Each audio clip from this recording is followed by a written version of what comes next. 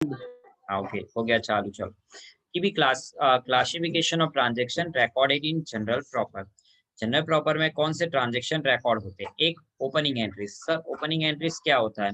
तो जब हम बिजनेस स्टार्ट करते हैं तो गुड्स असेट जो भी ब्रॉड इन द बिजनेस होता है तो वो सारी ओपनिंग एंट्रीज होती है, तो वो जनरल प्रॉपर में रिकॉर्ड होती है। फिर दूसरा, transactions not included in other subsidiary books. Transactions not included in other subsidiary books मतलब कि जैसे कि अगर आपने बिल्स रिसीवेबल बुक नहीं बनाया है, आपने बिल्स पेएबल बुक नहीं बनाया है, परचेज रिटर्न बुक नहीं बनाया है, सेल्स रिटर्न बुक नहीं बनाया है, तो वो सारे ट्रांजेक्शन जो होते हैं वो यहाँ ये जनरल प्रॉपर में रिकॉर्ड होते हैं।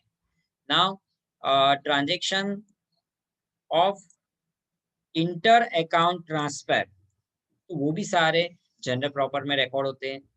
Sir question rise, A inter account transfer transaction कौन से होते हैं सर?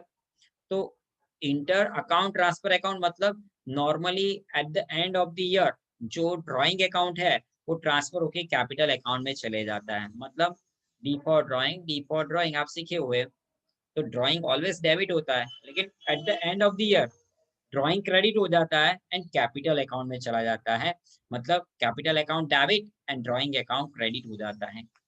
फिर ये नंबर 4 जो आता है वो है क्लोजिंग एंट्रीज। बच्चों क्या क्लोजिंग एंट्रीज? सर एक क्लोजिंग एंट्रीज क्या है? क्लोजिंग एंट्रीज यानी साल के एंड में सारे अकाउंट क्लोज करने होते हैं। मतलब सर आप पूरे साल परचेज करते रहते हो, तो जब भी परचेज करते हो purchase account debited, goods purchase किया purchase account debited, purchase account debited, purchase account debited.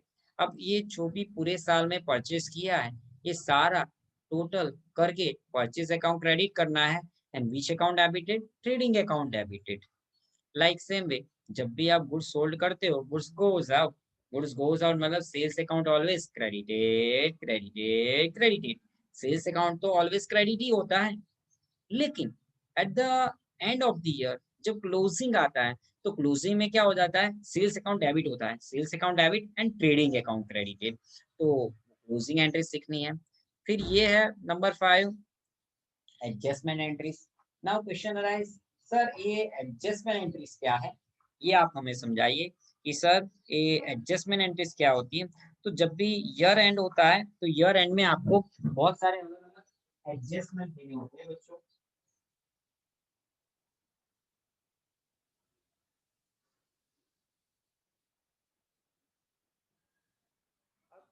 Year and में आपको अलग अलग एडजस्टमेंट देने होते हैं। एडजस्टमेंट मतलब सर साल खत्म हो गया तो किसी को आपको अगर सैलरी चुकाना बाकी है, पे करना बाकी है, डेप्रिसिएशन गिनना बाकी है, बैड डेट करना बाकी है, तो वो सारी चीजें एडजस्टमेंट एंट्री कहला जाती है। वो भी eight the end of the year general proper में रिकॉर्ड किया जाता है। फिर लास्ट वाला आता है रेक्टिफिकेशन एंट्री। तो वो भी रेक्टिफिकेशन एंट्री मतलब आपने ड्यूरिंग द होल ईयर कोई जर्नल एंट्री लिखने में गलती कर दी है, तो वो जो जर्नल एंट्री में करने में लिखने में गलती की है वो यहाँ पर रेक्टिफाई होती है। यानी कि उसको रेक्टिफिकेशन जनरल प्रॉपर में होता है। तो ये जो मैंने आपको दिखाया कि ये जो टोटल दिख रहा है आपको, ये 6 टाइप की जो जर्नल एंट्रीज है, ये सारी 6 टाइप की जर्नल एंट्रीज ये रिकॉर्ड होती है जनरल प्रॉपर के अंदर। नाउ अब आगे बढ़ते हैं भी ओपनिंग एंट्रीज में क्या होता है। तो ओपनिंग एंट्रीज में जैसे कि आप बहुत करते हो ना, तो अब एक चीज यहाँ पर जो कैश वाली एंट्री होती है ना वो यहाँ रिकॉर्ड नहीं होती है। मतलब देखो यहाँ लिखा है while starting business vendor brought be cash 15,000, furniture 10,000, stock 8,000, personal data 3,000, creditors 5,000 into the business। लेकिन देखो debit what comes in, credit what goes out, furniture comes in, therefore देखिए furniture account debited, stock of goods also comes in, stock of goods debited, debtors comes in also debited। जो भी respective amount यहाँ दिया था वही 10,000, 8,000, 3,000। C for creditor, C for credit, तो यहाँ जो ये क्रेडिटर्स है तो क्रेडिटर्स यहाँ देखो क्रेडिट हो गया 5,000, और ये जो है 10, 8, 3, 21,000, और ये जो 21,000 में से ये 5,000 माइनस कर दो तो जो बचा वो ये 16,000 चला गया कैपिटल अकाउंट में, क्रेडिट में, यहाँ क्रेडिट में। अब नाउ क्वेश्चन अराइज, सर ये कैश जो था 15,000 वो कहाँ चला गया? तो बच्चों यहाँ पर जो कैश बोलते हैं तो कैश की एंट्री जनरल प्रॉपर में नहीं होती है बच्चों। क्या कैश की एंट्री जो होती है वो जनरल प्रॉपर में नहीं होती है, वो आपको याद रखना है कि नॉर्मली कैश की एंट्री जनरल प्रॉपर में यहाँ हम नहीं करते हैं। अब क्रेडिट परचेज और credit purchase and sale of assets, मतलब अगर गुड्स क्रेडिट में परचेज किया है तो परचेज बुक में रेड का रिकॉर्ड होता है, गुड्स क्रेडिट में सोल्ड किया है तो सेल्स बुक में रिकॉर्ड किया होता है, लेकिन असेट क्रेडिट में परचेज सेल किया तो कहाँ रिकॉर्ड होता है?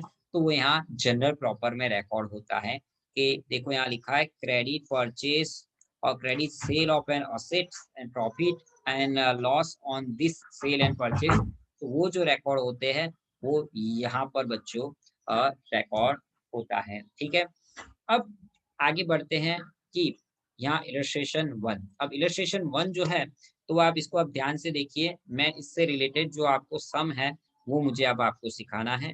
तो थोड़ा सा होप सो आपको अच्छे से दिख रहा होगा। हाँ, अब मैं इसकी जनरल एंट्री से आपको सिखाने वाला हूँ। तो सबसे पहले देखो यहाँ लिखा है युवराज, illustration 1, Yuvraj does not maintain separate subsidiary books for bills receivable book, bills payable book and purchase return book and sales return book. Now pass entries of the following transaction in general proper। ठीक है, general proper में आप general entries लिखिए और यहाँ पर एक transaction दे दिया है। तो अब इसके करना क्या है हमें, तो देखो इसके लिए मैं आपको समझाता हूँ कि हमें करना क्या है।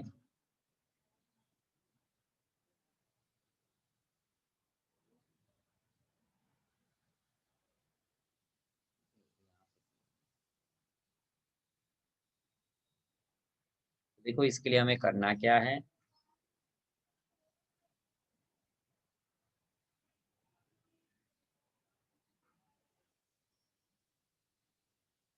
एक दो तीन चार पाँच, एक दो तीन चार पाँच, मर्ज, फिर कुछ जनरल प्रॉपर ऑफ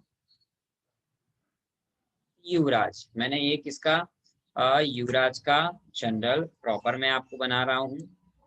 ये जो बना रहा हूँ वो है युवराज का जनरल प्रॉपर। शायद आपको बहुत कुछ छोटा दिख रहा होगा। ओके चलो बच्चों आ गया ना आई थिंक। हम्म, शायद कनेक्टिविटी पता नहीं, अभी लैपटॉप को क्या हो गया भाई, ये तो अच्छे से चल रहा था। ओके, तो देखो मैंने ये जनरल प्रॉपर ऑफ युवराज बना दिया है। आपको बच्चों दिख रहा है?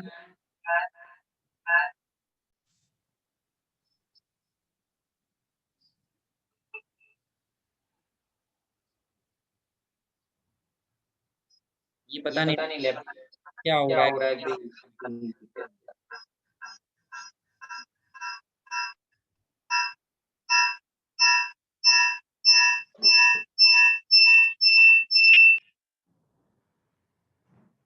देखो मैंने तब तक ये तो बना दिया है जनरल प्रॉपर ऑफ युवराज, और आपको बहुत अच्छे से दिखे ऐसा मैंने बना दिया है। आई होप सो, देखो यस बहुत ही बड़े अक्षर में आपको दिखेगा। चलो अब चले जाते हैं, सबसे पहला वाला जो ट्रांजेक्शन था हमारा उसके अंदर। ओके, स्क्रीन शेयर करके ही जाना पड़ेगा हमें।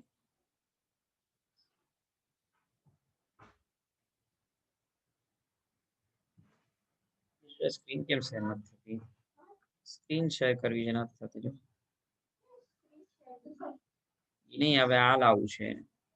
અરે વાહ, આ પેજ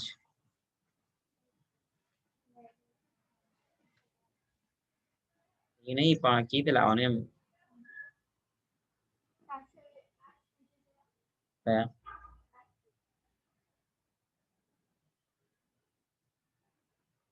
हाँ ओके હવે અહીંયા તો લખાય છે ને।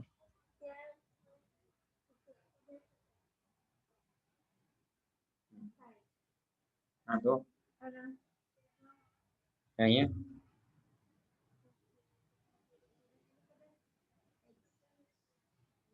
કઈ? हाँ હવે हाँ हम्म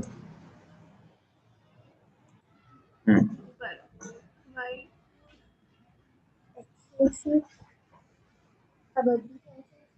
नहीं रहती।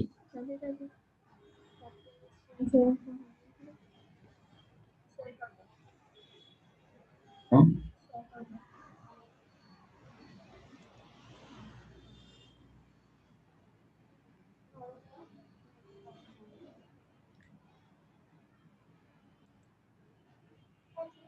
है ना ओके हाँ।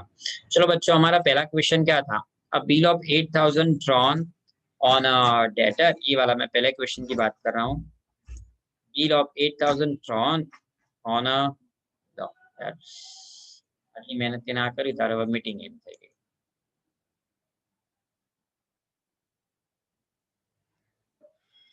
મોબાઈલ થી કરતો મોબાઈલ માં ભલે નતો આ લેપટોપ માં એટલી બધી કનેક્ટિવિટી જતી રહી છે ને।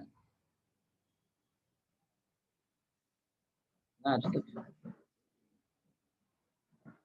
चलो हाँ। अब तो हमारा क्वेश्चन क्या था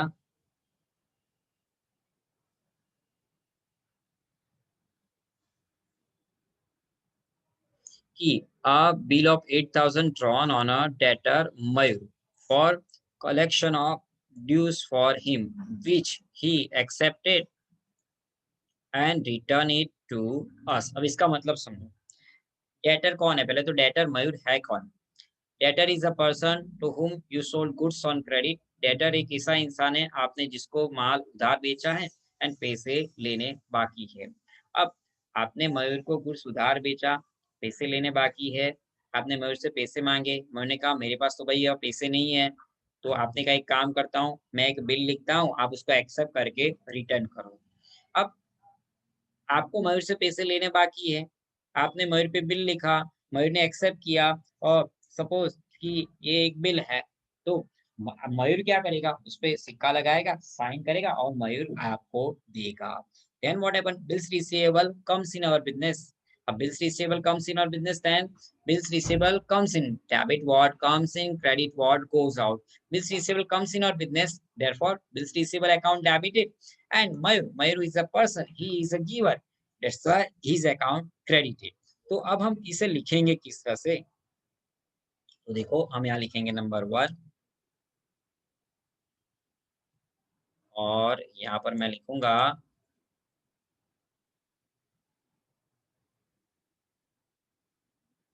bills receivable account debit to Mayur account credit. और कितनी अमाउंट बच्चों? तो 8,000 रुपीज, 8,000 रुपीज। कितनी अमाउंट बच्चों? 8,000 रुपीज। ओके तो देखो क्या होगा? bills receivable comes in our business, that's why bills receivable account debited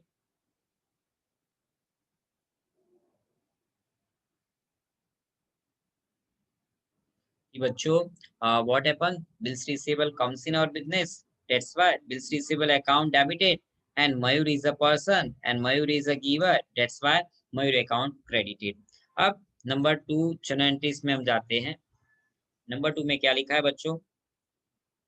we accept 5,000 bill drawn by Ketan against his debt 7,000, which we accepted and returned to him। Now अब क्या हो गया, पूरा उल्टा। हमने बिल एक्सेप्ट किया। अब इसमें एक चीज आपको याद रखनी है बच्चों, क्या, जो बिल एक्सेप्ट करता है उसके लिए बिल्स पेएबल है, एंड जो बिल रिसीव करता है उसके लिए बिल्स रिसीवेबल है। जो बिल लिखता है उसके लिए बिल्स रिसीवेबल, एंड जो बिल एक्सेप्ट करता है इसके लिए बिल्स पेएबल है। ट्रांजेक्शन नंबर वन, तो ट्रांजेक्शन नंबर वन में हमने बिल लिखा था, तो हमने बिल लिखा था तो हमारे लिए बिल्स रिसीवेबल हो गया, comes in, so debit, and Mayur is given, that's why credited. Now second transaction में बिल केतन ने लिखा है, तो केतन के लिए बिल्स रिसीवेबल है, बट हमने तो बिल एक्सेप्ट किया है तो हमारे लिए बिल्स पेएबल है। हमने क्या किया, हमने बिल पे सिक्का मारा, साइन किया, और हमने केतन को वापस कर दिया। Now Ketan is a person, he is a receiver, that's why his account debited, and bills payable goes out, therefore credited। तो अब इसके लिए हम जर्नल एंट्री क्या करेंगे, तो हम जर्नल एंट्री करेंगे नंबर 2, और यहाँ पर Ketan account, Ketan account debit to bills payable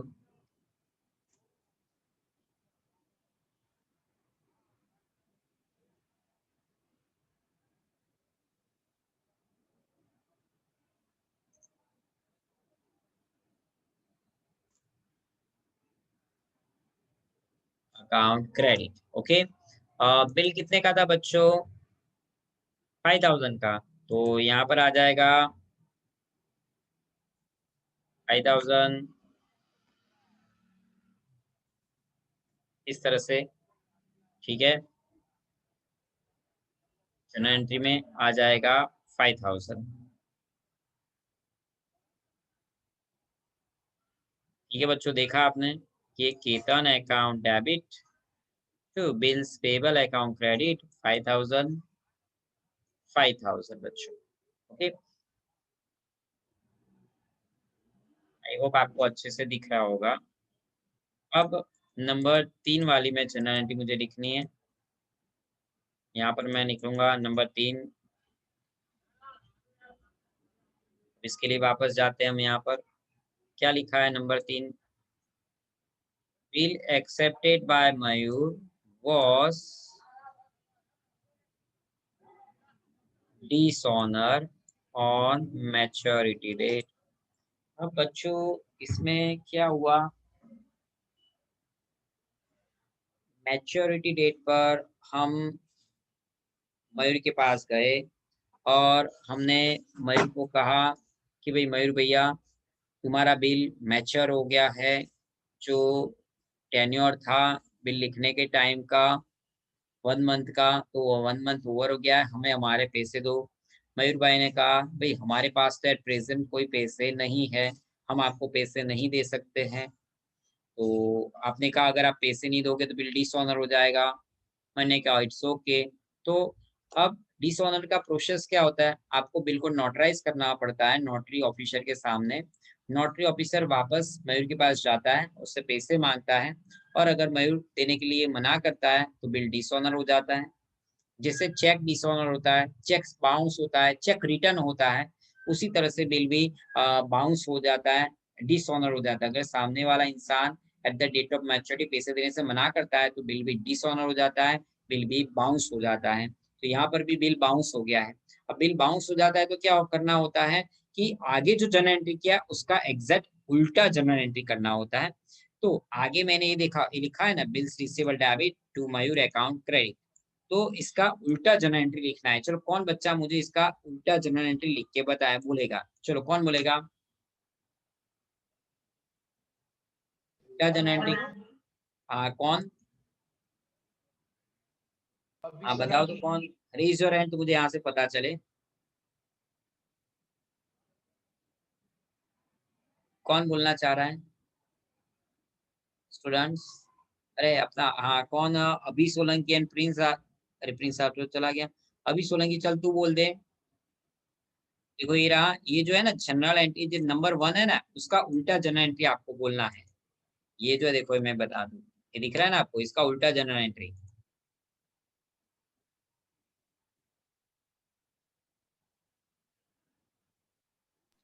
sir तो अभी मयूर 16। अकाउंट हाँ और बिल्कुल, क्रेडिट में टू बिल्स रिसीवेबल अकाउंट। बिल्कुल सही बोला अभी सोलंकी, बिल्कुल सही बोला। तो मैं यहाँ पर लिखूंगा ये Mayur account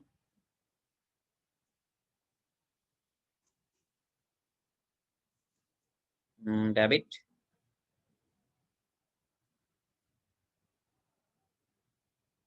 and to bills receivable account.